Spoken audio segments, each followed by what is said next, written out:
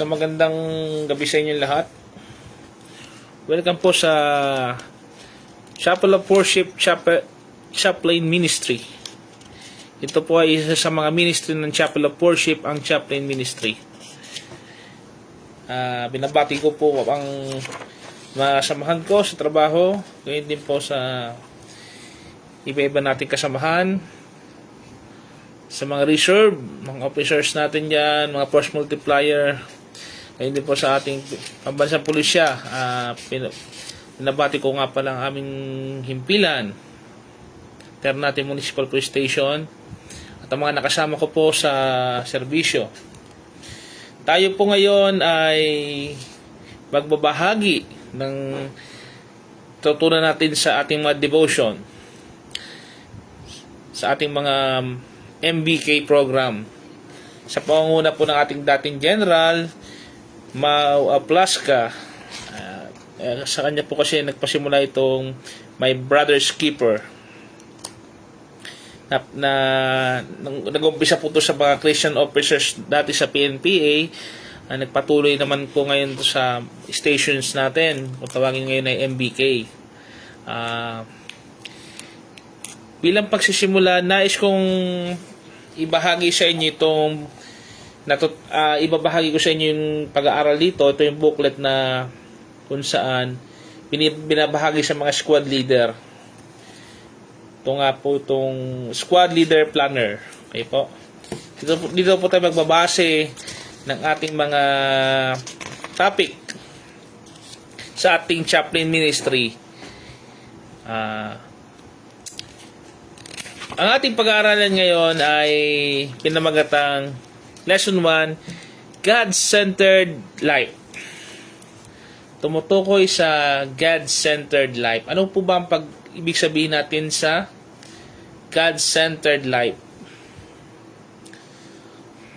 Para sa ating mga pulis, anumang serbisyo natin, nasa bombero man tayo o sa jail, ay mga public servant,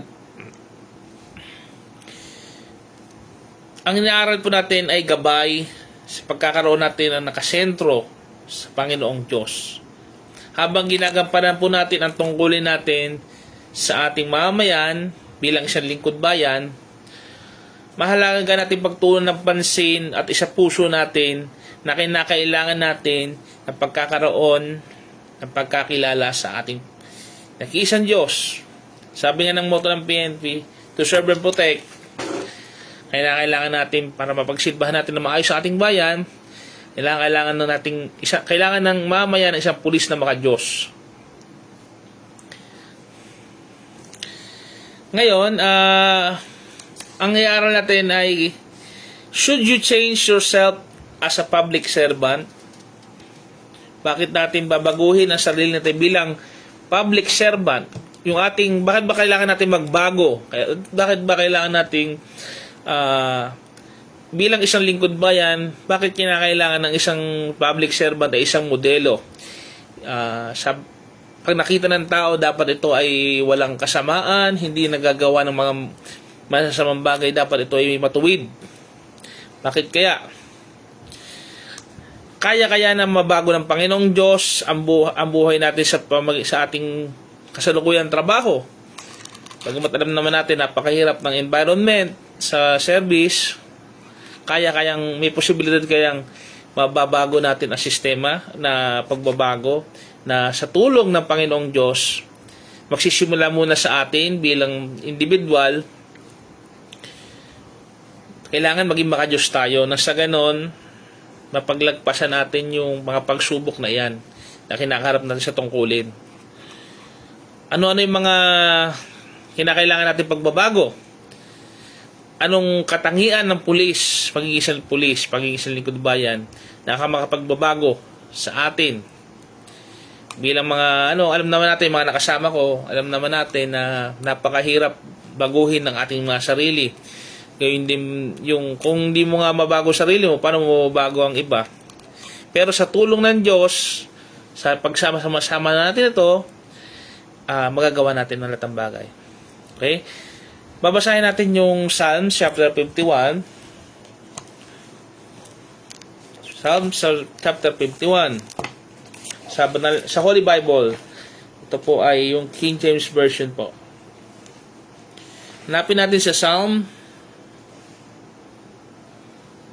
51.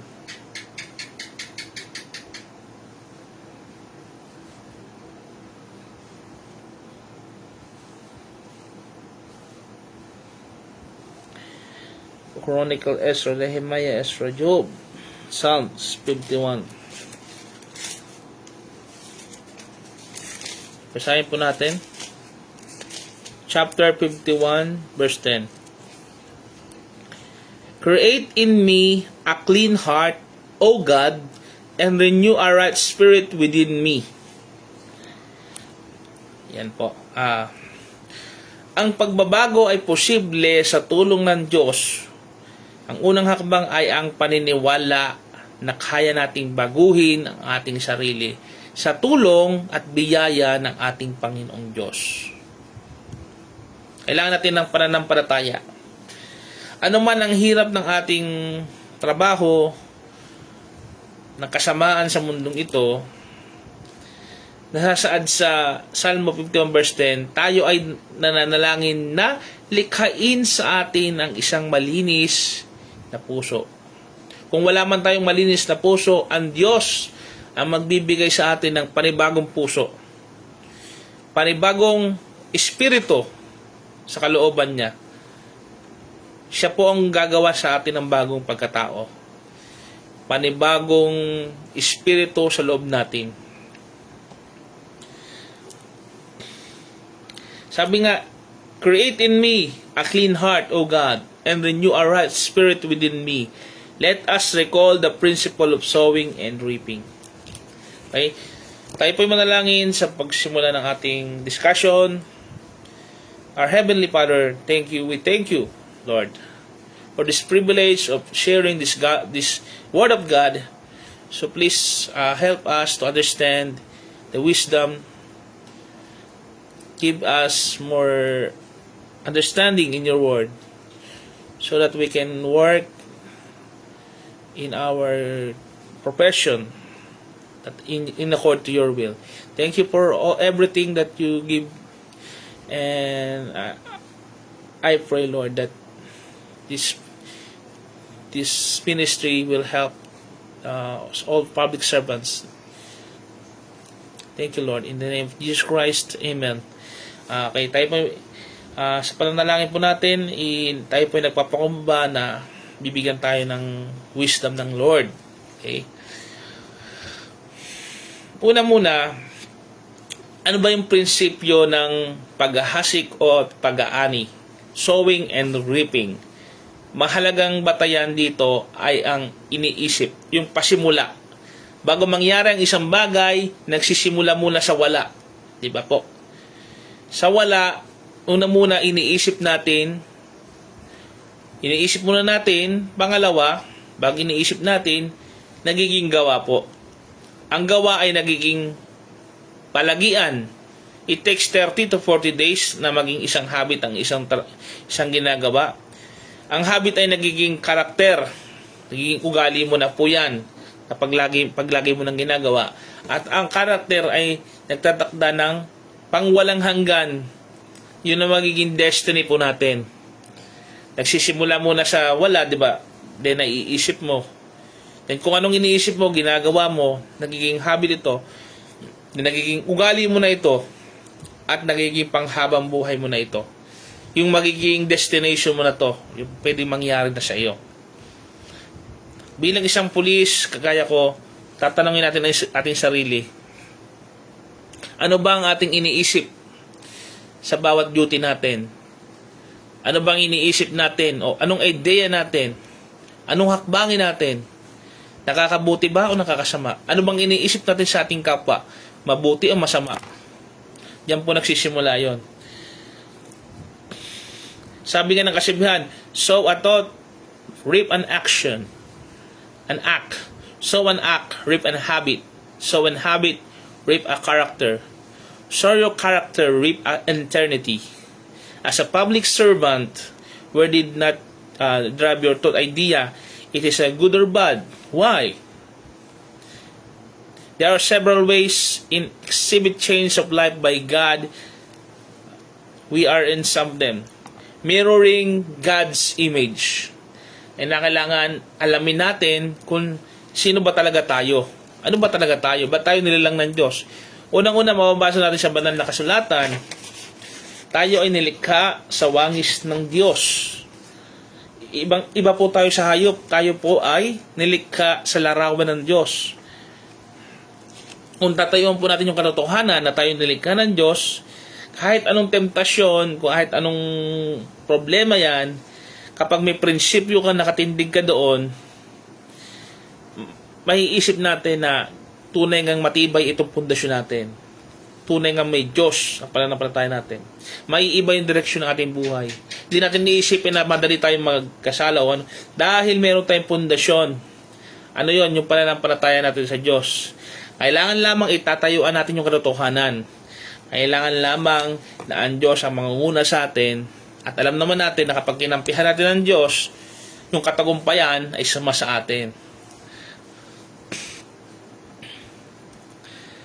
Kailangan natin isabuhay itong prinsipyong ito upang ito kasi napagandang yung pagkakataon na to na nandito na tayo sa papanindigan na lang natin yung pananampalataya. Posible ba yung pagbaba? Posible ba yung sinasabi natin pagbabago? Posible po.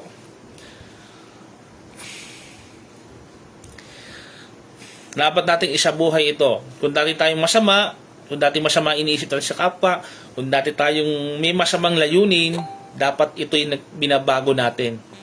Okay? May dalawang pangunahing paraan upang ipakita ang pagbabagong ito. Unang-una, maging salamin, sabi ko nga kanina, yung imahe ng Diyos, mirror God image. Ipakita ang mga katangian ng Diyos. Tayo dapat ay merong magandang pakikitungo sa lumikha sa atin, sa may-ari ng lahat ng bagay, sa pinakamakapangyarihan sa lahat, pinakamayaman sa lahat. Walang iba kung sino yung pinaka-boss natin, ang pinaka-happy natin, si Jesus Christ. Siya po yung lumikha sa atin. Huwag natin kalilimutan, ang pinakamataas sa lahat ng commander, si Jesus Christ. Okay po? Pangalawa, panindigan natin na sa gitna ng tukso, meron tayong pagkatao na hindi madaling mayanig dahil tayo nasa imahe ng Diyos. Sa inyong mga trabaho, halimbawa, madalas tayong maharap sa mga sitwasyon kung saan nagsusubok ang pananampalataya natin at paninindigan sa katotohanan. Itong mga pagbabasa natin ng kasulatan, pananalangin natin, ay makakatulong sa atin upang magdesisyon tayo ng matuwid at manatiling hindi papanig sa kasamaan. Nais ng Diyos na tayo tulungan na magtagumpay sa mundong ito. Hindi lamang tayo talunan lagi na umaasa tayo na pwede bang manalo tayo sa labanan. Alam natin na mga kasundaluhan natin yan, mga naglilingkod sa bahay na yan, mas dapat yan kumakapit sa Diyos sapagkat ang delikado po ang serbisyo natin. Hindi natin malalaman kung kailan tayong babawian ng buhay, kung kailan yung oras natin. Pero kung may Diyos ka sa buhay mo, makakasigurado tayo na kung yun man yung panahon na kukunin tayo ng Lord, ng Panginoong Diyos, ay makakasigurado tayo ng kaligtasan sa buhay na walang hanggan. Anong hangarin natin? Anong gusto natin? Ba't ginagawa natin?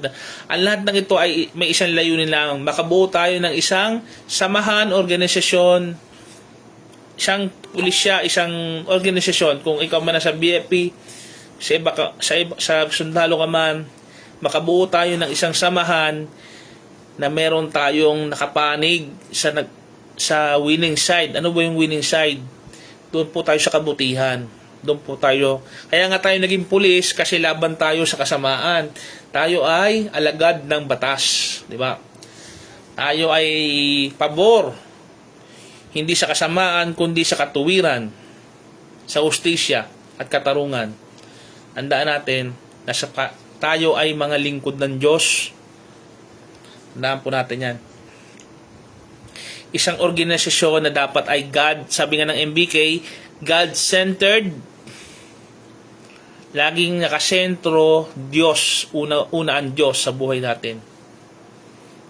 Kailangan sa trabaho talaga maayos, service-oriented. At syempre, ang pamilya natin, huwag nating kalilimutan na kasama natin sa ating pagtatagumpay. Tandaan natin yung prinsipyo ng MBK, God-centered, service-oriented, and family-based. Yan po yung our late General Oplaska. Yan po yung kanyang sa pangunguna po nila ng mga officers po natin ng mga Christian na yan sa PNPA nung araw hanggang dinala na po natin sa panahong kasalukuyan. Yan po yung mga prinsipyong iniwan nila sa atin. Naway may sa buhay po natin yung mga aral pong yan. Mas maganda po kung meron tayong journal o yung tinatawag nating notebook kung saan doon tayo magbababad ng mga impormasyon natin, kung saan tayo mananalangin, kung saan yung Espiritu Santo ay maalab sa atin. I-record po natin doon yung mga pagpapasalamat po natin. Yung mga nakapagpatatag sa atin sa aspetong espiritual. Tayo po ay paglingkod sa bayan na ito. Dapat po meron tayong motibasyon. Dapat hindi tayo nagsasawa sa pagsisilbi sa bayan. Dapat may purpose, may focus po tayo. Bakit gusto natin paglingkuran ng ating kapwa-tao, ang ating kapwa Pilipino? Siyempre po, dahil mahal natin sila. Para sa mga kapulisan, sa ating mga public servant, military, any form of service, ang serbisyo natin sa bayan ay mas magagawa natin kung merong kasama ito ng misyon. Ano pong misyon natin? Magkaroon tayo ng misyon na madadala natin hanggang sa buhay na walang hanggan. Ano ho ba yung eternity? Yung tinatawag na salvation. Kailangan makabuluhan po ang paglilingkod natin. Okay? Huwag nating isiping ang pagiging isang lingkod ng bayan, isang pulis, ay basta-basta na lamang. Basta sumusunod na lamang sa utos. Isipin natin yung principle of sowing and reaping. Alam niyo po ba yung GPS? Yung GPS po sa buhay natin, yun yung location kung saan dapat hindi tayo maliligaw. Kumbaga sa mapa, hindi tayo dapat maliligaw ng landas. Dapat makakabalik tayo kung sino tayo. Unang-una, magasik ng mabuting kaisipan. Lahat ng aksyon ng ginagawa natin, merong epekto yan. Sa pagpapatrol natin, sa kalsada, sa opisina. Nagsisimula po yun sa kaisipan. Paano pong iniisip natin? Bagamat ako po hindi naman po perfectong ganyan, sa awa ng Diyos, sa 10 taong serbisyo, ay hinahikayat ko po ang bawat isa sa inyo na magpasakop dahil punong-puno na pagkakamali po talaga tayo bilang tao. Tanungin natin ang sarili natin, mabuti ba o masama ang ginagawa natin? Paano natin malalaman yun? Siyempre, kailangan natin ng tagapaggabay, ng mga kaibigan, ng mga kakampi natin, upang sabihan tayo na mali na yan, kapatid, brother, mali na yan. Baka tayo mapahamak, makasuhan tayo dyan. Yan po ang prinsipyo ng my brother's keeper. May malasakit po sa kabaro, may malasakit po bago mapahamak ang tao. Okay? Kung mahal mo ang kapatid mo, pagsasabihan mo. Pag hindi mo siya mahal, huwag mong pagsabihan, huwag mong higayatin, di ba? Dalawa lang naman yun eh. Kung hindi mo siya mahal, huwag mong pagsabihan. Pero kung mahal mo siyang tao, sasabihan mo ng kanyang mga mali upang hindi siya mapahamak. Una, maggasik ng mabuting kaisipan. Ipalaganap natin itong mabuting kaisipan na ito. Lahat ng aksyon sa kalsada, sa opisina, lahat ito dapat isusuko natin sa Diyos. Dapat punong-puno ng makadiyos na kaisipan ang ating puso. Anihin ang gawa. Okay?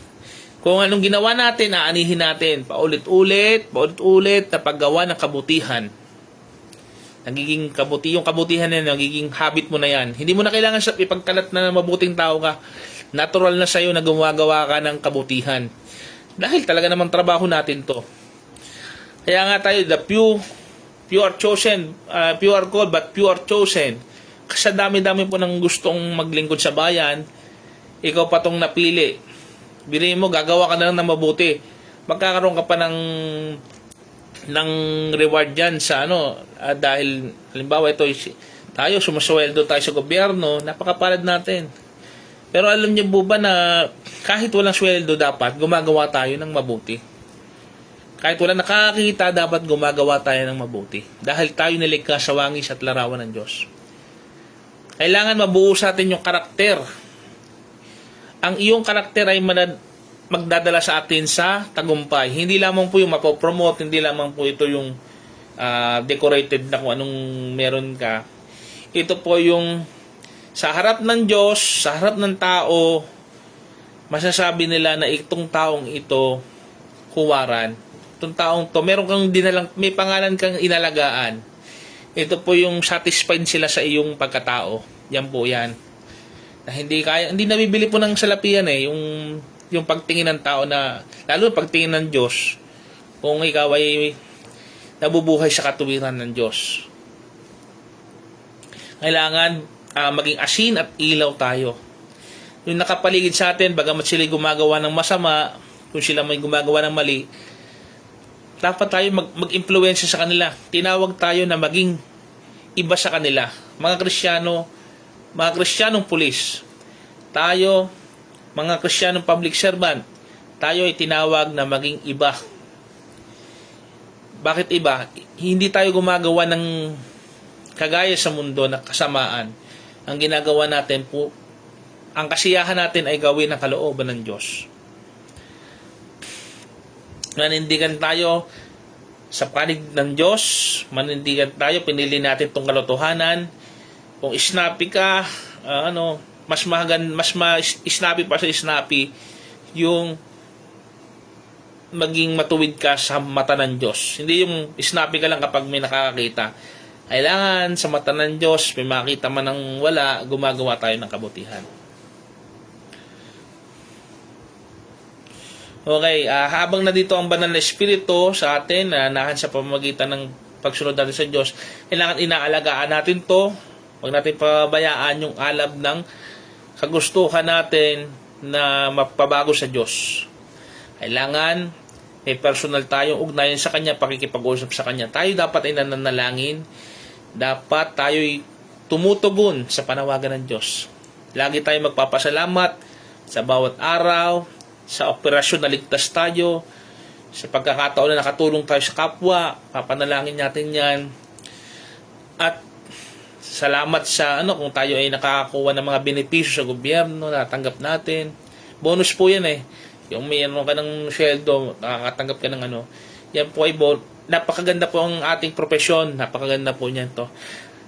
Kailangan lang natin maging appreciative. Kailangan lang natin wag natin dungisan ang uniforme natin. Kailangan taas tayo. Pinagmamalaki natin. May Diyos tayo sa buhay natin. Ang vision natin dito, God-centered, service-oriented, and family-based. Kung tayo nagmamormor o iba nagmamormor, natin yon, iwasan na natin yung mga bagay na masamang bagay na yan. Alam natin bilang tao, murmuring tayo. Pero, tandaan natin, huwag tayo mawawala ng gana. Ang bawat tamang desisyon ay katumbas ng gantimpala. Sa komunidad natin, kung ano mang mangyayari, basta't hindi po nakakasama, sumunod po tayo sa mga lawful order. Okay po? Sabi nga ng Psalm 51 verse 10, create in me a clean heart, O God, and renew a right spirit within me. Yan po. Tandaan po natin yung kailangan tayo bilang may vision, kailangan may prinsipyo po tayo, kailangan yung practicalidad nasa atin po. Huwag natin kalilimutan na magpapasalamat lagi tayo. At yun lang po, ito po ang lesson 1, God-centered life, impacting your life for eternity. Maraming salamat po sa pagsubaybay. Ito po ang chaplain ministry ng Chapel of Worship, Christian Faith Ministry. Maraming pong salamat sa inyo.